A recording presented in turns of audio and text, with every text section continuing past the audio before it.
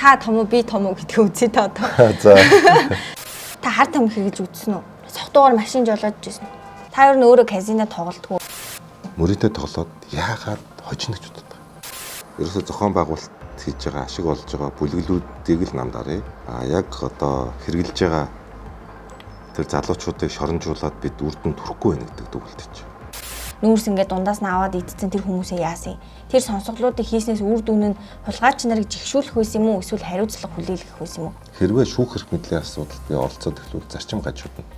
Сэтгүүлчийн эрхчлөө гэдэг үгний доор хэн хүссэн бас нэг микрофон бариад авирлаад байгаа юм биш үү гэж би бас өөрөө хартыг. Тэгээ таны хувьд хангалттай эрхчлөөтэй байна гэж харж байна уу? Эсвэл биднийг үнэхээр энэ сэтгүүлч нарын хилээд байгаагаар цахаас нь хумаад байгаа юм уу? Ер нь эрхчлөө гэдэг бол дур зорг биш. Эрхчлөө гэдэг бол аюу хариуцлага. Би өөртөө огт эргэлздэг.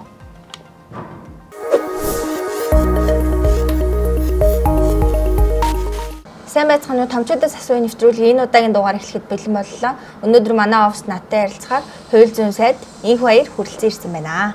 Сайн байна уу? Миний урилгыг хүлээн авч ирсэнд баярлалаа. Аасан. Та том уу би том уу гэдгийг үзье та одоо. За. Өдөөс харчаад. За. Би хууль зүйн одоо ингээд парламентын сэтгүүлч болоод нэг удаагүй. Гэхдээ сэтгүүлч болоод 7 жил болж байгаа хууль зүйн сайдтай хэрвээ ярилцвал нэг асуулт асуух гэж боддог байсан байхгүй юу? Энэ жоохон эсэргүү асуулт шүү. Та хар тамхи гэж үзсэн үү? Тавчхан хариулаарай. Үзээгүй. Үзээгүй. Үзээгүй. Сүүлийн үед чинь манайд хар тамхины хэрэглээ бол аюултай түвшинд байгаа. Яг өөрөө бол үзээгүй. Гэхдээ хар тамхины хор хөнөөл одоо дархц гэдэг асуудлыг хариуцж байгаа сайд. Тийм ээ. Тэгээ би бол одоо өмнөх бодлогууд засвар хийх ёстой гэж үзэж байгаа.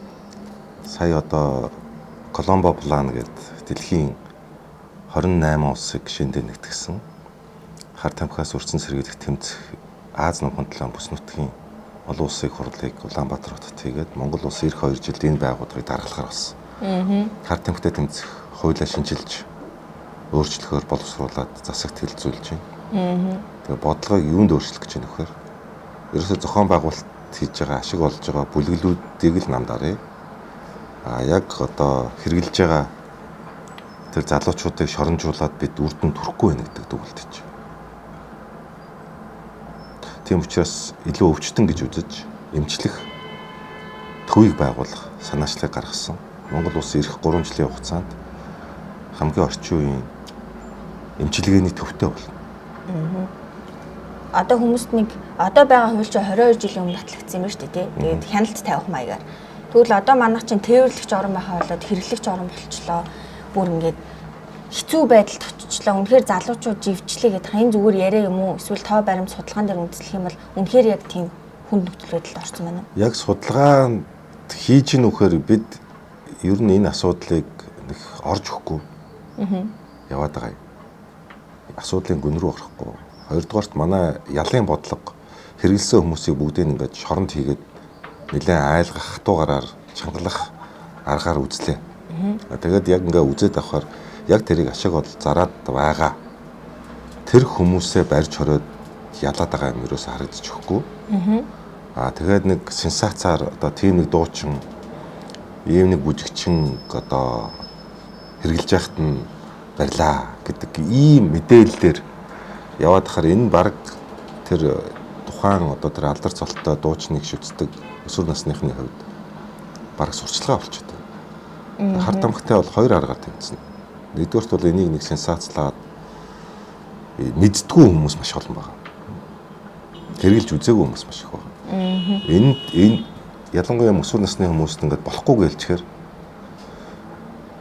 одоо тийм хүний нэг тийм цаад нэг юм болохгүй юм заавал нэг хурж үзэх гээд хэрэгжилж үзэхээр яадгийн бол гэдэг тэр сэтэл төрүүлээд байдаг гэмтэй.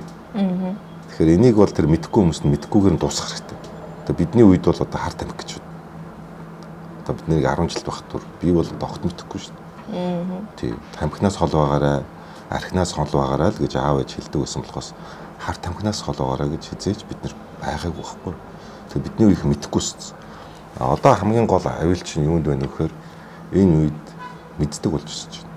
Иргэн тойрны орчинд нь. Тэгээ илүү энэ бүлэглүүд чинь илүү мэрэгшиж байна. Олзолж авч байна.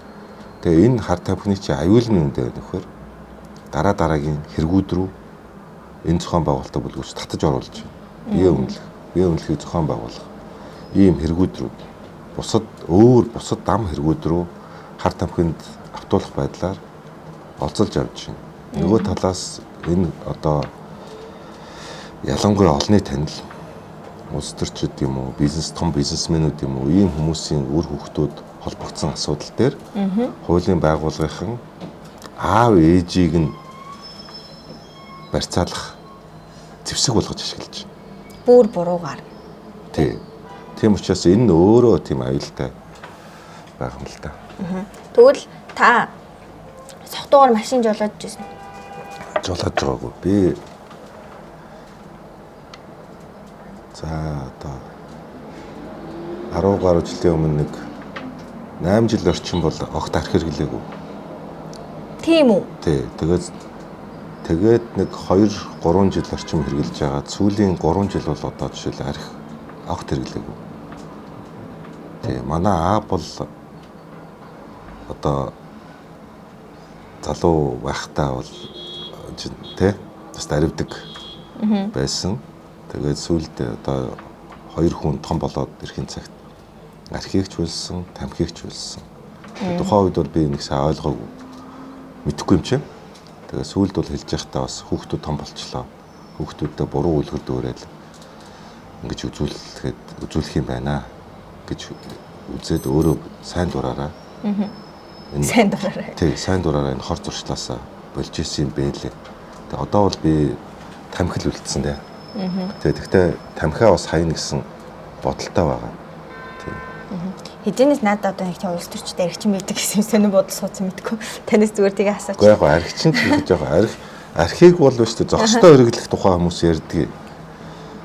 Ялангуяа энэ хүүдэн сэрүүн газрын хүмүүс таардаг нэздэг. Гэхдээ энэ нь шүү дээ. Үнэхээр одоо сайн сайхан юмыг ерөөсөө дагуулдаг.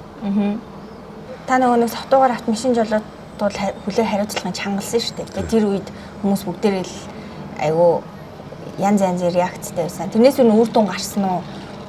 Тан дээр юу ямар одоо чинь хариу үйлдэлүүд илэрч ирсэн бэ? Ер нь яг согтуугаар тээврээр ихсэлж жолоодох дээр бол яг одоо болсон процесс эн чинь яг би сайдаар томлогдоод бараг 7 хоногийн дараа саналсан үү шүү дээ. Тэгээд яг ерөнхий сайд дээр иймэрхүү концепцэд танилцуулсан. Иймэрхүү бодлогоор хуулийн төслөө одоо санаачлах уу гэдэг. Би бол өөрөө хувьдаа жоох эргэлзээд байсан. Би өөрөө хувьдаа. Яагаад тэгэхээр монголчуудын чинь одоо тал нь хөдөө баг. Тэгээ хөдөө гадаа эн чинь явж хахад тэгэл нэг айрыг цагаан урцсан, зундаа нэг тийм айрыг уутсан, шимийн айрх уутсан, тэгэл нэг бүгд л мотоцикл барих юм, морь мал унаал явж идэг ингээд. Тэгээ би энэ жоохон хуурай хавьл гарчих үе дээ. Одоо нэг амьдралаас жоохон арай хол гэсэн үг шүү дээ, тэ. Тэгээ чин тээврийн хэрэгсэл давтан жолоод бол эрүүгээ хариуцлах гэдэг бол тоглоом биш байхгүй. Тэгээд хотод бол энэ хэрэгтэй байна.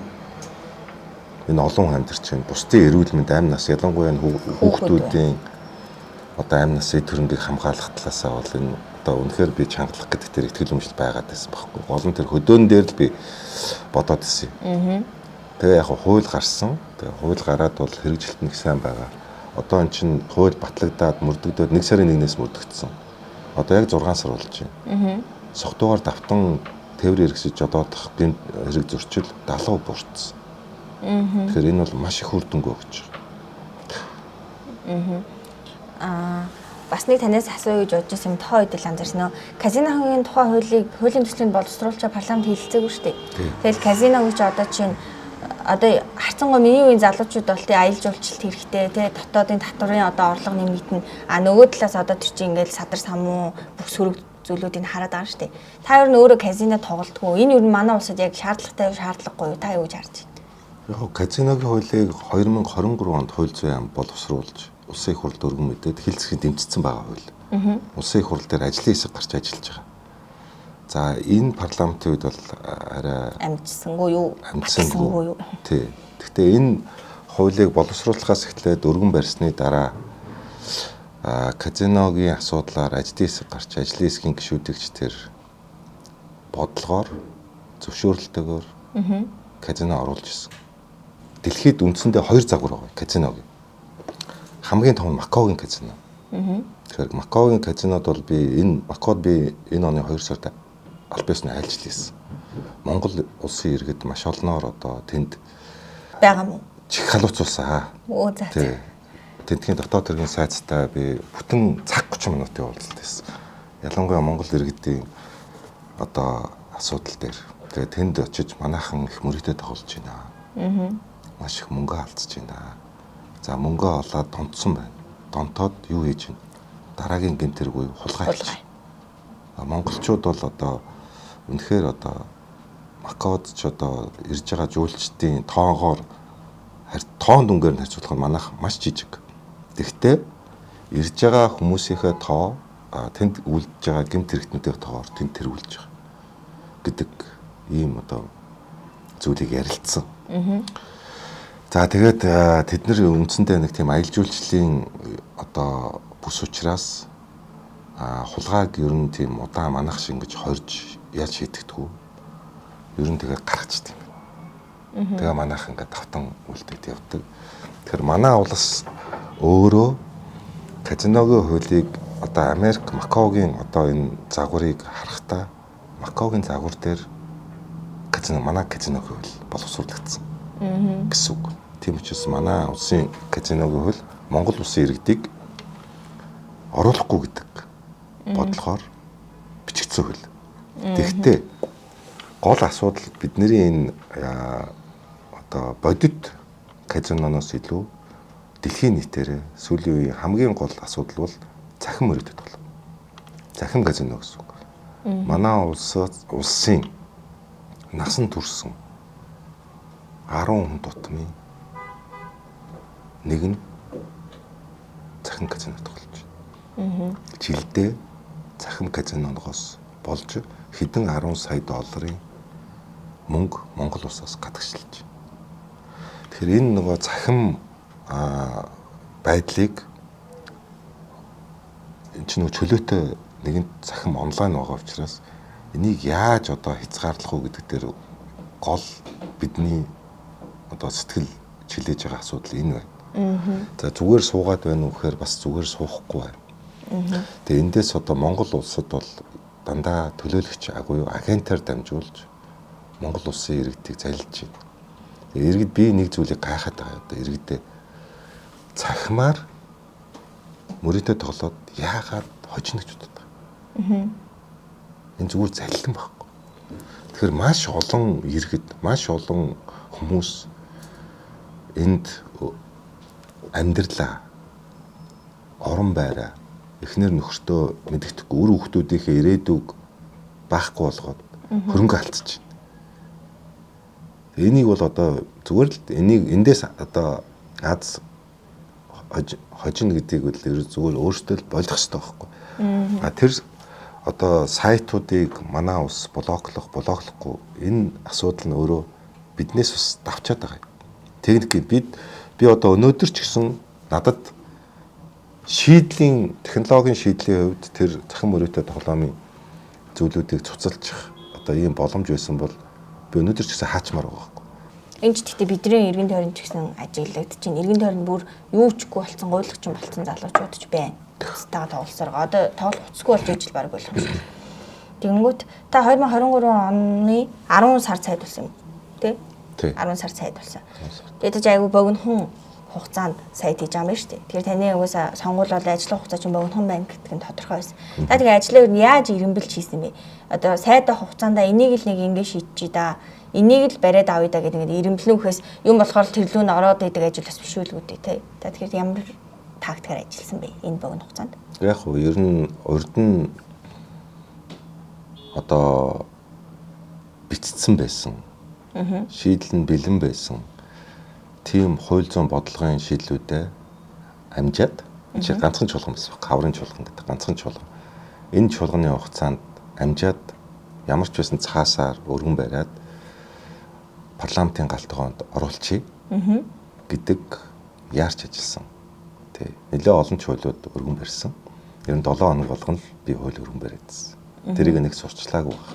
Тэр нь юу гэхээр амжиж жишээлбэл сөөхийн асуудлыг би айгүйх ярьж ирсэн. Сөөхийн хуулиа өргөн барьчлаа.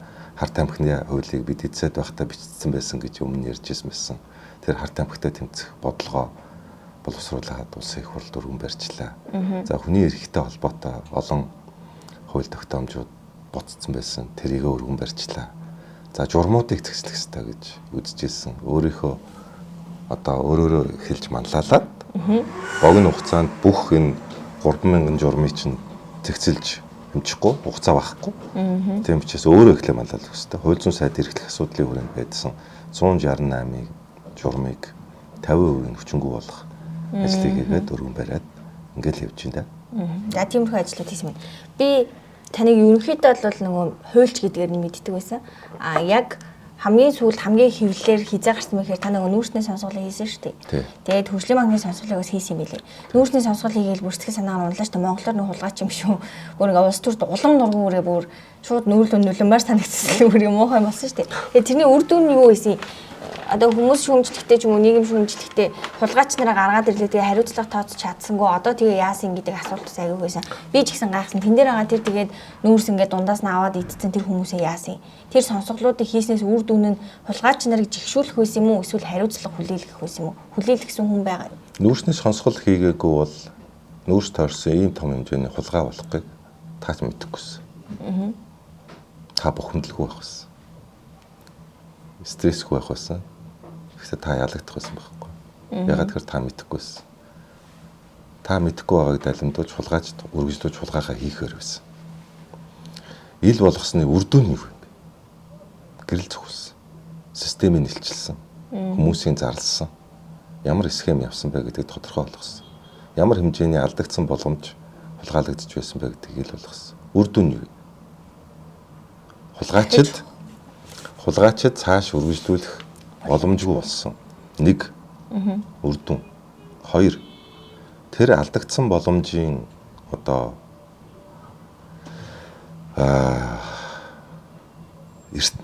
давуу тал нь жишээлбэл би ганцхан тойлолт 2002 онд Монгол улсын валютын нөөц 2.6 тэрбум $. Байсан. Өчигдрийн байдлаар өчигдрийнх шүү. Монгол улсын валютын нөөц 5.2 тэрбум $, буюу 2 жилийн хугацаанд Монгол улсын валютын нөөц 2 дахин нэмэгдсэн. 2022-2024 оны ялгаа юм тий. Тий. Мөн энэс хойш Монгол улсын зөвхөн жилийн хугацаанд төсвийн орлого 1 тэрбум $-оор нэмэгдсэн. Энэ юуны мөнгө? Нүүрсний хулгайд алдагдчихсан мөнгө. Энэ 1 тэрбум $-оор бид юу хийсэн? Сая цалингаа нэмсэн. Тэтгэврээ нэмсэн. Бид маш олон асуудлуудыг шийдэж чадсан. Жигд хүртэх бодлого явуулсан. Тэгэхээр энэ өсөлт нь өөрөө ялагч нь бол хүн болгон болж байгаа.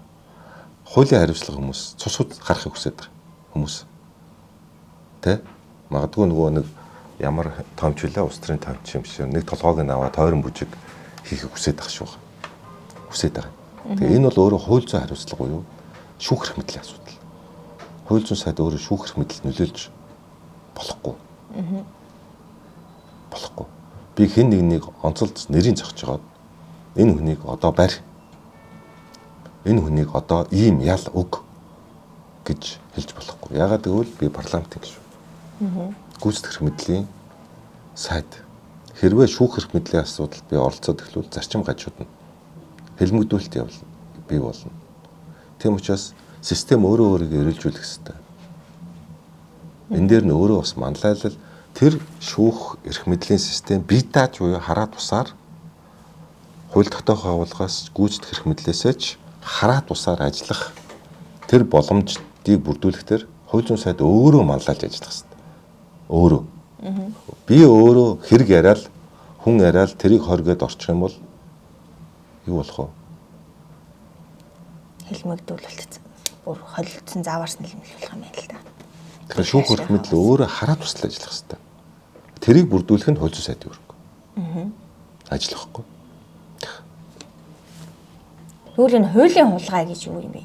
Ерөөсө чихэнд наалтахгүй жоохон шинэ хулгай гараад ирсэн байна. Хуулийн хулгай гэж яг ямар процессыг хэлээд байгаа юм? Тэгээ ер нь бол айгүй том хулгайг бол хуулиар дамжуулж хийдэг. За энийг бол би 2020 онд сонгуульд өрсөлдөж байхдаа одоо миний үрээ. Тэгээ эхлээд бол хүмүүс төр сонсогдохгүй хууль хулгайлна гэж юу яриад байгаа юм. Гэт ингээд тэгтэл тэр нэг үг өгүүлэр засах, нэг үг өгүүлэр оруулах байдлаар хулгайдаг.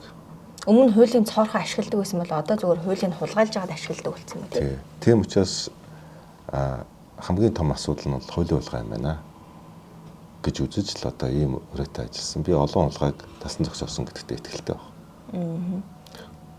Хууль зүйн сайд гэхээр бусад сайднараас яагаад ч юм жоохон амар санагдаад байдаг байхгүй юу? За наатахаа бариад 20 тим хэрэг тоох гэх ингээд захиалаа сууж идэг юм уу тий одоо ингээд. Би ганцхан хууль зүйн сайд биш. Хууль зүйн дотоод засгийн сайд. Тэгэхээр хууль зүйн сайд гэдэг одоо гол чигүүрэг бол хууль зүйн эрх зүйн шинтгэлийг хийх тийм ээ. Энэ асуудлаа хариуцж байна. Хууль зүйн судалгаатай байх, шинжлэх ухаан суурилсан байх, хүний эрхэд суурилсан байх гэдэг тэр үзүүр. Дотоод хэргийн сайд гэдэг бол Монгол улсын дотоод аюулгүй байдлыг хариуцдаг. Тэр утгаараа гадаад улсын бодлого, нөлөөлөл манай улсын дотоод аюулгүй байдалд нэвтрэх аливаа сэргийлэхээс хамгаалахын дотоод хэргийн сайдын хуулиар үлээсэн үүрэг. Тэр утгаараа энэ хоёр үүргийг хослуулж хэрэгжүүлдэг. Хатууд хатуу байна. Зөөлөнд зөөлөн байна. Жишээлбэл одоо сайд болсноос хойш өргөн барьсан олон хууль тогтоомжууд бол хүний эрхийн чиглэлд байна. Тухайлбал хорж мөрддөг, хөнгөн хэрэг дээр хорж мөрддөгийг миний бие сайд болоо боловсон. Цагдаж хордгийг. Цагдаж хорж мөрддөг хугацааг 2 дахин багасгасан хүн тэргүүд дээр. Жил биш 6 сарын хугацаагаар дээдлэн шалга. 3 дугаарт энийгээ дэмжсэн бодлогоор зөвхөн хүнийг хорж мөрдөж өөрийг нь өөрөөр нь хэргийг хүлээлгдэг биш. Шүүх шинжилгээний орчин үеийн лабораториудын үр дүнгээр хэргийг илрүүлдэг ийм технологийн дэвшлүүдийг ашиглаж байна. Хамгийн сүүлийн лабораториудыг бид оруулж ирсэн. Хууль зүйн сайдын хувьд харж явах хэрэгтэй юм бол би энэ салбарын эрг шуурга биш байхгүй юу? Би энэ салбарт ажиллаж байгаа ард түмний төлөөлөгч, ард түмний сайд байхгүй юу? Тийм учраас тэр өнцгөр нь системийн эрх ашигыг хамгаалагч биш. Тэр системийг яавал одоо засах уу гэдэг тэр эрх чөлөөгөө ямагт хууль зүйн сайдын хувьд хадгалж авч явж ээж энэ салбар шинтлэгдэнэ. Тийм учраас энэ нэмжлэг нь өөрөө гашуун байна салбарынхаа хувьд.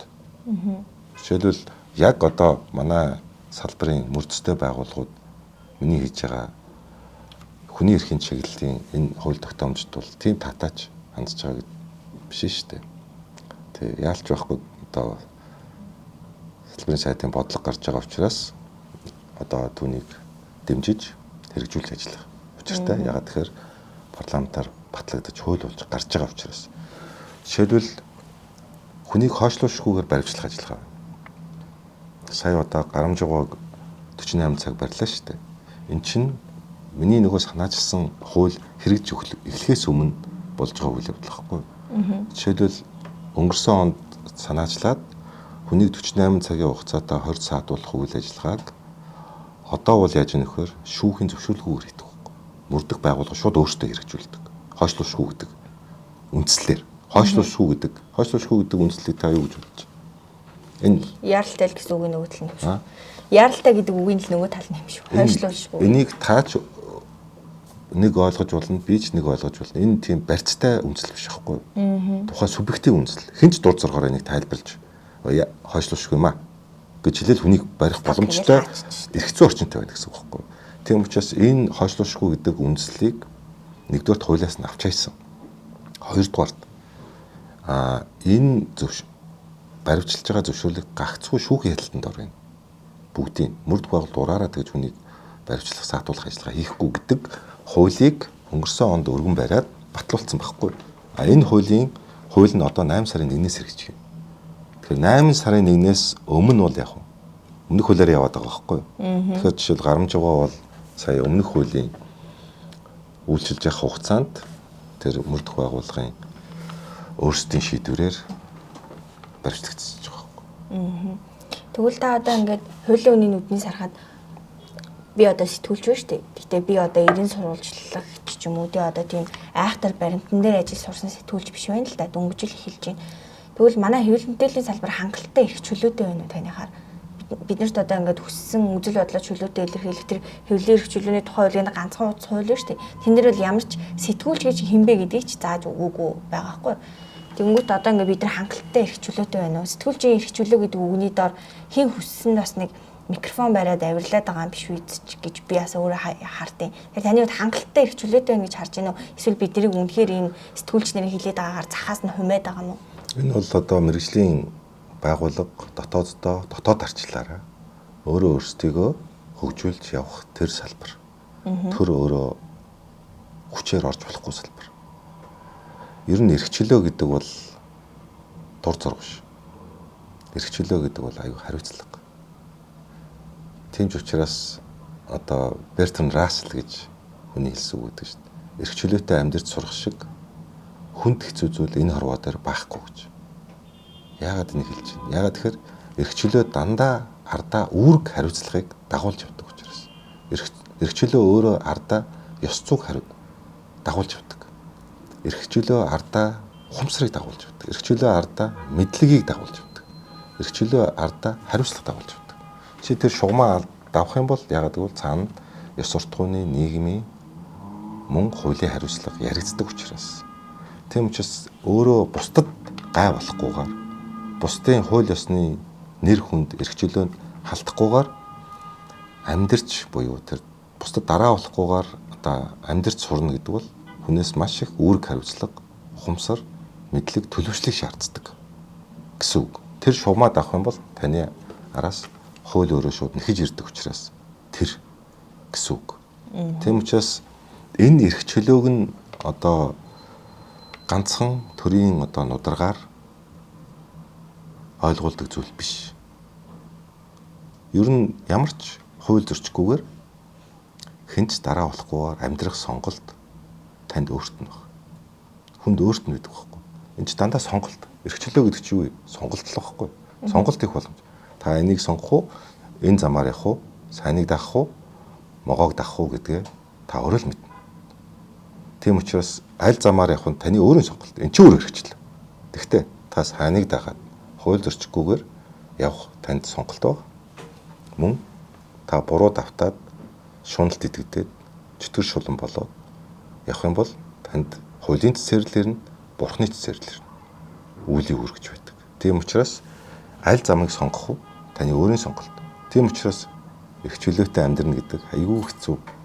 Танаас маш их ухамсар, мэдлэг, ёс суртахуун, төлөвшөл шаардна. Тэгвэл одоо сүүлийн асуулт байна. Та өөрийнхөө үнд зүйлийг яг хизээ бүрдсэн гэж боддог. Хүн чинь нэг дотоод ингээл хүн чинь ингээл төлөвшөөлээ. Энэ зөв буруу юм байна. Би иймэрхүү хүнтэй таард юм байна. Иймэрхүү хүнтэй таардаггүй байна. Энэ миний дуртай цаг агаар юм байна гэл ингээл явж энэ миний хийх ажил юм ингээл эцэс үлд нь нэг шийдвэр гарч байгаа шүү дээ. Тэрний дараа хүн улс төрд орох уугүй гэдгийг шийддэм шиг санагддаг хгүй. Энд чинь улс орны хувь заяа яригдж байгаа юм дээр зүгээр нэг дураараа юу ч чаддггүй буюу одоо өөргөө хян чаддгүй баачг очиж сууж болохгүй шүү дээ. Тэгэхээр та өөргөө ер нь тэр нь хизээ ингэж бүрдсэн, бэлэн болсон гэж боддог бай. Танд ер нь одоо амьдралыг чи оргил уу гэх юм уу нэг тийм. За одоо ер нь цаг нийж шүү гэдэг кноп хизээ дарагдсан бэ. Яг тэгтээ биш үү? Би бол жишээлбэл 2016 онд би улс төрд орж улсын их хурлд нэр дэвших гэсэн надад амбиц байсан уу? Байсан.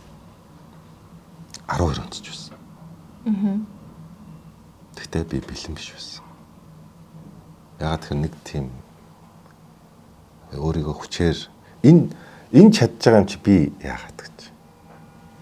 Энэ тэгж байгаа юм чинь би бол илүү штэ гэдэг сэтэл байсан байхгүй. Тэгэхээр би өөрөө тухайн үед өөрийгөө тийм хүнтэй харьцуулж нэг бодлын хэлэхэд одоо тийм хар хатаархалж юм шиг. Гэтэ тэр нэг хатаархаад байгаа бас биш. Амар эготой байсан шүү.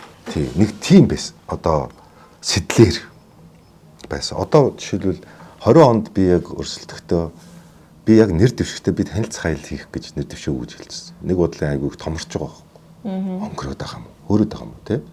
Тэгж харагцаа. Тэгтээ тэр үед биш үү? Надад ямар ч юу байхгүй. Би хүнтэй өрсөлдөөгүй. Одоо тэгж хэлэхээр танд одоо попорж байгаа юм шиг сонсогд. попорж байгаа ч юм уу, өнгөрөөд байгаа юм уу? Тэ? Одоо чи би хүнтэй өрсөлдөв. Би өөртөө л өрсөлдсөн. Над өрсөлдөгч байгаагүй. Өрсөлдөгч байгаагүй гэдэг нь би өрсөлдөгчөд дутуу үнэлж байгаа. Энэ юу юм бэ? Би лагштай гэж байгаа хэрэг шүү байхгүй юу? Зүгээр л би хэн нэгэнтэй өрсөлдөх. Би хэн нэгнийг ялах гаагүй. Тэрүүгээр би юу хэлэх гээд нэхэр өөрийгөө ялсан хүнд ч ялагддаг. Хүнд ч ялагдахгүй. Өөрийгөө ялаагүй хүн биш үү? Хэнийг ч ялахгүй. Асуудлыг ялахгүй гэсэн үг. Асуудлыг хард гарч чадахгүй. Эгондоо захирагдаад эсвэл шуналдаа захирагдаад тэгээд нурж унна, бүтлгүүтнэ. Тэгэхээр одоо мэдгүй тэр нь одоо нэг тийм хизээ болдог гэдэг юу биш. Зүгээр л тийм л байсан. Одоо тэгвэл таны яг өөртөө зөрчилдөөнтэй байгаа ямар нэгэн зүйл байна уу? Баггүй. Би өөртөө огт хэрэгэлцдэг. За ингээд манай оффис дээрээд надтай нэг нүгөө ярилцсанд баярлалаа. Тэгээд төсөөлөөгүй хариултаач авлаа. Бас бодсноосоо сонио хариултаж авлаа. Тэгээд ямар ч байсан маа хоолын эмэгтэйчүүдээс бүрдсэн яг тийм үзэл санаа, ив найрамдал, тэгээд хичээл зүтгэл хөдөлмөрлөлт одоо ингээд хөдөлмөрлөх ёстой гэдэг үзлийг нийгэм түгээх зорилготой яг редакцлаа. Гэхдээ ерөнхий үзэл санаа манайх бараг л нам заяа. Яг ингээд дундаа ороо явахаар. Тэгээ би тэд нэг юм залуунаасаа хамт хүрэх завшаа ингээд ийм сэтгэл гаргасан. Энэ бол би тэд 30 жилийн дараа алт болно гэж бодож байгаа. Би тэд одоо бүх гоё сайхан түүхүүд энэ дээр байгаа. Тэгээ танд энэ сэтгүүлээ билээлээ. За тэгээд улс төрийн ажилтны амжилт хүсье. Баярлалаа. За баярлалаа. Та тус амжилт хүсье.